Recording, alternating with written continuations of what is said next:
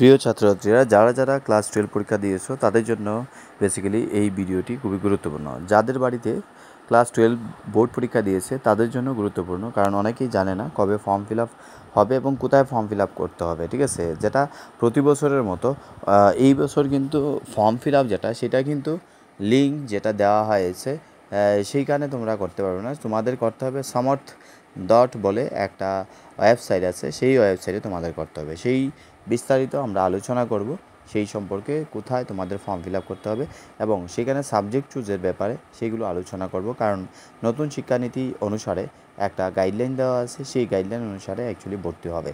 এবার তোমার ইচ্ছা মতো সাবজেক্ট চুজ করলেই সেখানে হবে না, সেখানে মার্কস ডিস্ট্রিবিউশনের উপরে ভিত্তি করে তোমার মেজর মাইনর অর্থাৎ অনার্স পাসের যে সাবজেক্টের ব্যাপারটা আগে ছিল 2023 সাল 22 থেকে চেঞ্জ হয়েছে। তো সেইখানে আমরা দেখে নেব যে কী করে সাবজেক্ট নিয়ে সিলেক্ট করতে হবে। তাছাড়া তোমরা পেয়ে যাবে বিস্তারিত এখানে আমাদের টেলিগ্রাম চ্যানেল এবং হোয়াটসঅ্যাপ গ্রুপ আছে। সবাই হোয়াটসঅ্যাপ গ্রুপ এবং টেলিগ্রাম চ্যানেলে জয়েন করে ফেলো, যাতে করে সব আপডেট সবার আগে পেতে পারো। এবং পাশাপাশি আরও একটা বিজ্ঞপ্তি, যে তোমরা যারা কলেজে ডিগ্রি কলেজে সায়েন্স আর্টস কমার্সে ভর্তি হবে মেজর মাইনর নিয়ে, সেইটার যে কোচিং গাইডেন্স সেইখানে তোমরা অনলাইন অফলাইন নিতে পারবে। ত্রিপুরা রাজ্যে বিভিন্ন জায়গা থেকে তোমরা অনলাইন অফলাইন খুব কম ফি দিয়ে তোমরা পড়ার সুযোগ পাবে, যেখানে কলেজের গেস্ট ফ্যাকাল্টিরা থাকবেন বা সাবজেক্টে যারা এক্সপার্ট ডক্টরেট তাদেরকে পেয়ে যাবে তোমরা গাইড হিসেবে, যাতে তোমরা তোমাদের যে গাইডলাইন যে বলা আছে যে মেজর সাবজেক্ট বা অনার্স তখনই থাকবে যখন 7.5 সিজিপিএ আগামী 3 বছর পর্যন্ত তোমরা ভর্তি, ফার্স্ট সেমিস্টার থেকে 6 সেমিস্টার পর্যন্ত তোমাদের কি 7.5 সিজিপিএ পেতে হবে। তার জন্য একটা ভিডিও দেওয়া আছে, ভিডিওটা তোমরা প্লেলিস্টে দেখে নাও। ত্রিপুরা ডিগ্রি কলেজ অ্যাডমিশনের ব্যাপারে গাইডলাইন্স কী আছে সেগুলো আলোচনা করা হয়েছে। তো আমরা দেখে নেব আরও বিস্তারিত যে কতটা মানে বেসিক্যালি ডিগ্রি কোর্সে ভর্তি হওয়ার জন্য আমাদের রাজ্যের ছেলেমেয়েরা প্রস্তুত। প্রথমত যখন কিছুদিন আগে জাস্ট আমাদের কি পরীক্ষার রেজাল্ট আউট হলো 12 বোর্ডের, এবং তারপরেই তোমাদের নোটিফিকেশন এসে গেল কিছুদিনের মধ্যেই, এক সপ্তাহ 2 সপ্তাহের মধ্যেই তোমাদের নোটিফিকেশান এসে গেল। এবং এই যেগুলো ধরো পত্রিকার যে নিউজগুলো সেগুলো আমি হুবহু করছি না, এই কারণে যেগুলো সারমর্ম আছে সেগুলো আলোচনা করছি। এখন ঘটনা হলো যে স্টুডেন্ট যারা আছে তাদেরকে অনলাইনে অ্যাপ্লাই করতে হবে। ঠিক আছে, অনলাইনে অ্যাপ্লাই করার জন্য তোমাদের কী করতে হবে, যেখানে মফস্বল বা গ্রাম এলাকার ছেলেমেয়েরা যারা আছে তাদেরকে শহরমুখী বা কোথাও যেখানে ইন্টারনেটের সুবিধা আছে সেখানে করতে হবে। আমরা একটা ডেডিকেটেড ভিডিও তোমাদের A to Z form fill আপের উপরে দিয়ে দেবো, তোমরা যাতে ভুল না করো তার জন্য আমরা একটা ভিডিও প্রত্যেক বছরই আমরা ভিডিও দিয়ে দিই, যাতে ফর্ম ফিল আপ করার সময় ভুল না হয়। তাহলে এই ভিডিওটার জন্য তোমাদের অপেক্ষা করতে হবে এবং আমাদের টেলিগ্রাম চ্যানেলে স্কুল অফ লার্নিং আগরতলা সেখানে তোমরা জয়েন করে নাও, বা হোয়াটসঅ্যাপ গ্রুপের লিঙ্ক দেওয়া আছে সেইখানেও তোমরা জয়েন করতে পারো, যাতে করে তোমরা নিখুঁত ভুল যদি অ্যাপ্লাই করো তাহলে কি রিজেকশন হয়ে যেতে পারে তোমাদের অ্যাপ্লিকেশন কলেজে ভর্তি হওয়া। তো এই কারণে তোমাদের জন্য একটা ডেডিকেটেড ভিডিও আমরা কালকে করব, সেই অনুসারে তোমরা ফর্ম ফিল আপ দেখে করতে পারো বাড়িতে মোবাইল দিয়ে। সেই বিষয়টার জন্য আমরা হেল্প করে দেব। ঠিক আছে, এইটুকুই বলা ছিল এবং আশা করি বুঝতে পেরেছো। এবং আমরা এইখানে দেখে নেব যে 2024 সালে তোমাদের যে ফর্ম ফিল আপ, সেই ফর্ম ফিল আপে তোমাদের কত টাকা তোমাদের দিতে হবে, সেখানে কত টাকা তোমাদের ফর্ম ফিল আপে দিতে হবে এবং কী কী সাবজেক্ট তোমরা চুজ করবে সেইগুলো আলোচনা করব। এবং তাছাড়া যে বিষয়টা এখানে চলে এসেছে, যে এইখানে দেখা গেছে অনলাইনে ভর্তি প্রক্রিয়ায় অনেকটা প্রবলেম হয়, অনেক জায়গায় নেটওয়ার্কের ইস্যু থাকে না, তো সেখানে অফলাইনেও যাতে সুবিধা থাকে সেই জন্য তোমাদের ব্যবস্থা যাতে করে দেয় শিক্ষা দপ্তর, সেই জন্য তাহলে সুবিধাজনক হবে। তাছাড়া তোমাদের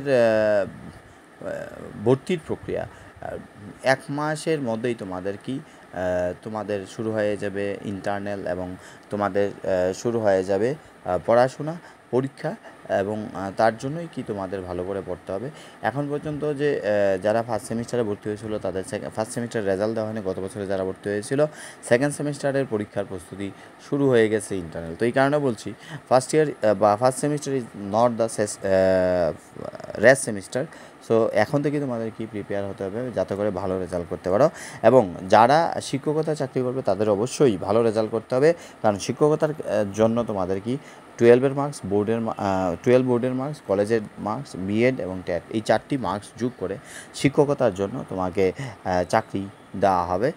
মেরিট বেসিসে। তাহলে একাডেমিক যে তোমার রেকর্ড আছে সেই রেকর্ডগুলো তোমাকে বেশি করে পেতে হবে, যাতে করে তুমি সহজে সেখানে সরকারি চাকরি মানে টিচিংয়ের জন্য স্পেশালি লাগে এই মার্কসটা।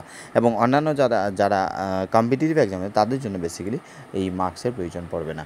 তো আমরা দেখে নেব যে অনলাইনে ভর্তি প্রক্রিয়ার জন্য যে উচ্চ স্তরে বৈঠক হলো সেখানে কি আলোচনা হয়েছে। প্রিন্সিপাল এবং ইনচার্জ প্রিন্সিপালদের নিয়ে মূলত আলোচনা হয়েছে এবং শিক্ষা দপ্তর থেকে শিক্ষা অধিকর্তা সবাই ওইখানে উপস্থিত ছিলেন। সিলেবাস নিয়ে জটিলতা রয়ে গেছে, এখন পর্যন্ত সিলেবাস নিয়ে এখন পর্যন্ত কোনো কিছু হয়নি এবং উচ্চ দপ্তর নিয়ম মেনেই অনলাইনে ভর্তি প্রক্রিয়া এখন নিয়েছে, কারণ উচ্চশিক্ষা দপ্তর ভারতের সেখান থেকে একটা সিদ্ধান্ত নেওয়া হয়েছিল নতুন শিক্ষানীতি অনুসারে টেকনোলজির উপযোগিতা নিয়ে। তো সেই কারণে তারা এখন অনলাইনে তোমাদের ফর্ম ফিল আপের ব্যবস্থা করছে।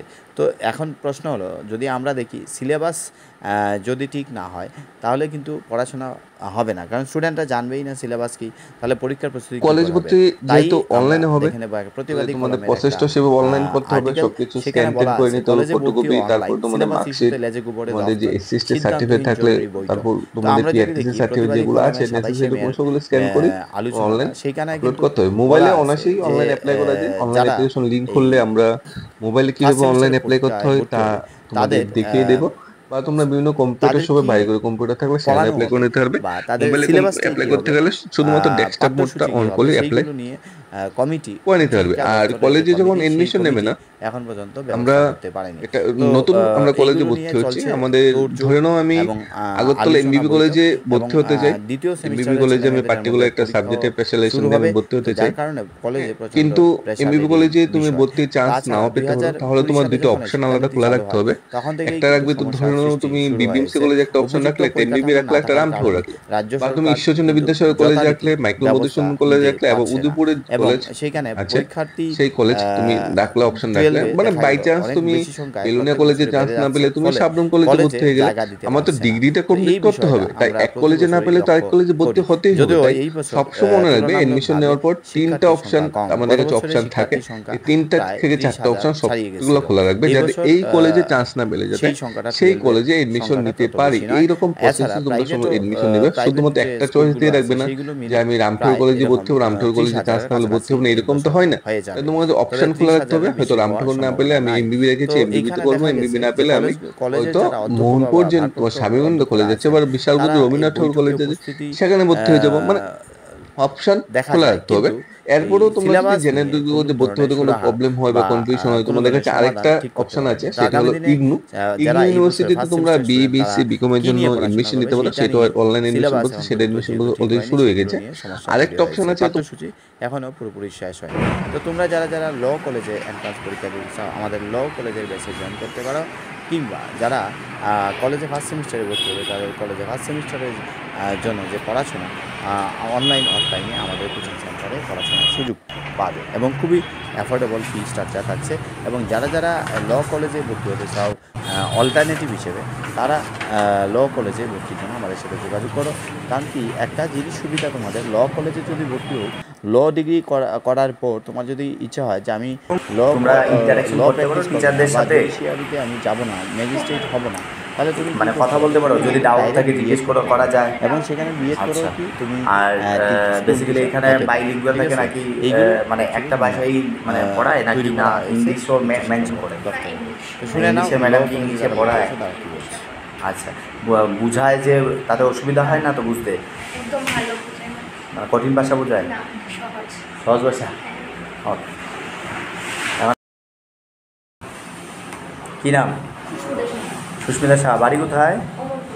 আচ্ছা, কোন স্কুলের স্টুডেন্ট? আচ্ছা, কী নিয়ে এখানে ভর্তি হয়েছ? ল, মানে ত্রিপুরা গভর্নমেন্ট ল কলেজ এন্ট্রান্সের জন্য, তাই তো? আচ্ছা, তো কতদিন ধরে চালু করলে এই ক্লাসেস? 3 দিন। তো ক্লাস করে কেমন লাগছে? আচ্ছা, তো তোমার বেসিক্যালি এই যে ল হওয়ার যে ড্রিম, কে ইন্সপিরেশন দিল? নিজে থেকে ঘাটাঘাটি করেছো ল ইয়া? তো বাড়ি থেকেও বলেছে? আচ্ছা, কী নাম? জয়ন্ত। জয়ন্ত কোথায় বাড়ি? উদয়পুর। কোন স্কুল থেকে? কিরিবিক্রম ইনস্টিটিউশন। কেবিআই উদয়পুর। আচ্ছা, তো তুমি যে ল পড়তে এলে, ঠিক আছে, কে ইন্সপিরেশন দিল?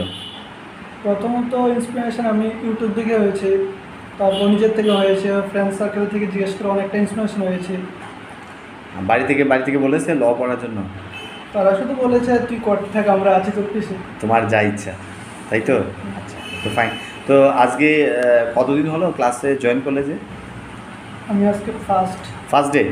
ক্লাস করে কেমন লাগছে ফার্স্ট ডেতে? অনেকটাই ভালো। আচ্ছা, তো এখানে তোমাকে ডিটেলসে বোঝানো হয় নাকি? হ্যাঁ, বোঝানো। একটা জিনিস বোঝানো না বুঝলে বারবার রিপিট করে বোঝানো হয়। আচ্ছা, তোমার কি ক্লাস করলে আজকে? ইংলিশ,